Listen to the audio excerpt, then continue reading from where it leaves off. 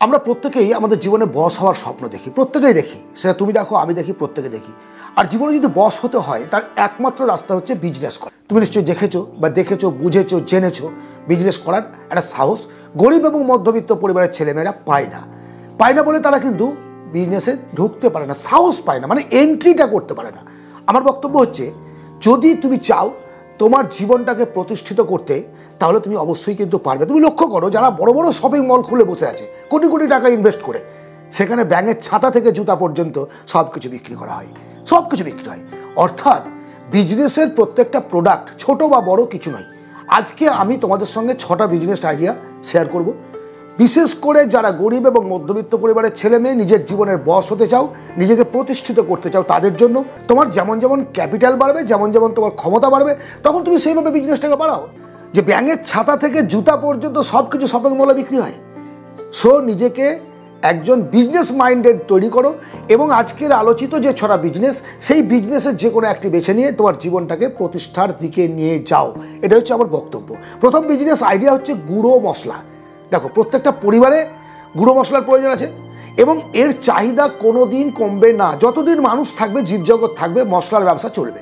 গুঁড়ো মশলা মানে জিরে গুঁড়ো, হলুদ গুঁড়ো, যে সমস্ত গুঁড়ো মালগুলো পাই আমরা, ধনে গুঁড়ো, সমস্ত কিছু প্যাকিং গুঁড়ো মশলার বিজনেস। তুমি যদি নিজে প্যাকেট করতে পারো, ড্রাই কিনে নিলে, শুকনো গোটা মাল কিনলে পেশাই করে নিয়ে প্যাকিং করে তুমি বিক্রি করো। দ্বিতীয় বিজনেস হচ্ছে কাঁচা মশলা, যেমন আদা, পেঁয়াজ, রসুন, লঙ্কা, এই বিজনেসটা তুমি করতে পারো। দেন হচ্ছে মোমো আনো। রাস্তার ধারে তুমি দেখতে পাচ্ছ, কোনো ইনভেস্টমেন্ট নেই, কোনো ঘর সেলাবে দিতে হবে না, শুধু 4-5 হাজার টাকা পুঁজি নিয়ে তুমি বিজনেসটাকে শুরু করে দাও ছোটোভাবে। আস্তে আস্তে তোমার যেমন বিজনেস বাড়বে, তুমি সেইভাবে তোমার আইটেম বাড়াও। মোমোর সঙ্গে অন্য কিছু, ফুচকার বিজনেস তুমি আলাদাভাবে করতে পারো। ফুচকার ডিম্যান্ডও কোনো অংশে কম নয়, কারণ আজকে রাস্তার ধারে তুমি দেখতে পাচ্ছ, সেখানে যে কোনো ফুচকাওয়ালার দোকানের সামনে অন্তত 4-5 জন লাইন দিয়ে দাঁড়িয়ে আছে খাওয়ার জন্য। এবং বিয়েবাড়ি থেকে, অনুষ্ঠান বাড়ি থেকে শুরু করে সমস্ত জায়গায় এই যে ফুচকা এবং মোমো, এই দুটো ডিম্যান্ড ক্রমশ বাড়ছে। সো তুমি এই বিজনেসের মধ্যে ইচ্ছে করলে তুমি আসতে পারো। নেক্সট হচ্ছে ধূপকাঠির ব্যবসা।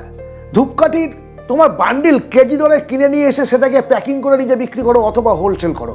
হোলসেলের দোকান থেকে কিনে নিলে খুচরো বিক্রি করো, তোমার যেভাবে ইচ্ছা। পুঁজি বলেছে ওইটুকুই, ওই পুঁজির মধ্যে তুমি বিজনেস করতে চাইছো তো, যদি চাইছো তাহলে শুরু করো। সুন্দর বিজনেস আইডিয়া ড্রাই ফ্রুটস। দেখো, কাজু, কিশমিশ, পেস্তা, অনেক রকমের ব্যবসা আছে। তুমি এইগুলোকে নিয়ে ড্রাই ফ্রুটসের একটা বিজনেস অবশ্যই করতে পারো। এর পাবলিক ডিমান্ড আছে। এইগুলো তুমি নিজে খুচরো বিক্রি করো, হোলসেল করো, তোমার যেমন ক্যাপাসিটি তুমি সেইভাবে করো।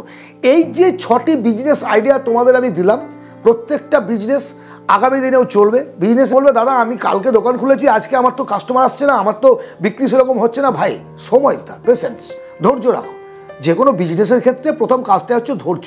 আর বিজনেসের সবচেয়ে গুরুত্বপূর্ণ যেটা জিনিস, সেটা হচ্ছে বিজনেস করতে গেলে তোমার বিজনেস ব্যবহারটা তোমার যদি ঠিক না থাকে, মৌখিক ব্যবহার, তোমার ভাষা, এই সমস্ত ঠিক না থাকলে তুমি বিজনেস করতে পারবে না। তোমার বিজনেসে যত টাকা ইনভেস্ট করো, সেই বিজনেস ফেলিয়ার হবে। সব ব্যবহার তোমাকে ঠিক রাখতে হবে, প্রোডাক্ট ঠিক রাখতে হবে। 2 নম্বরই প্রোডাক্ট বিক্রি করবো, লাভ বেশি করবো, এই সমস্ত ভাবতে গেলে হবে না প্রথম জীবনে।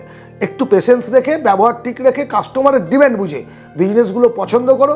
এর মধ্যে যে কোনো একটা বিজনেস বেছে নিয়ে জীবনটাকে দাঁড় করাও, টাকা ইনকাম করো, টাকা সঞ্চয় করো, তারপরে তুমি বিগ বিজনেসম্যান হতে পারবে। আমি বলছি তুমি হতে পারবে। তোমার যদি ডিমান্ড থাকে যে আমি হব, পৃথিবীর কোনো শক্তি নেই যে তোমাকে বাধা দিতে পারে। আমার এই চ্যানেলটি হচ্ছে বিজনেস মানি ম্যানেজমেন্ট মোটিভেশনের উপর। যদি এই ধরনের আলোচনা তোমাদের ভালো লাগে, অবশ্যই একটা লাইক করো, কমেন্ট করো, সাবস্ক্রাইব করে পাশে থেকো।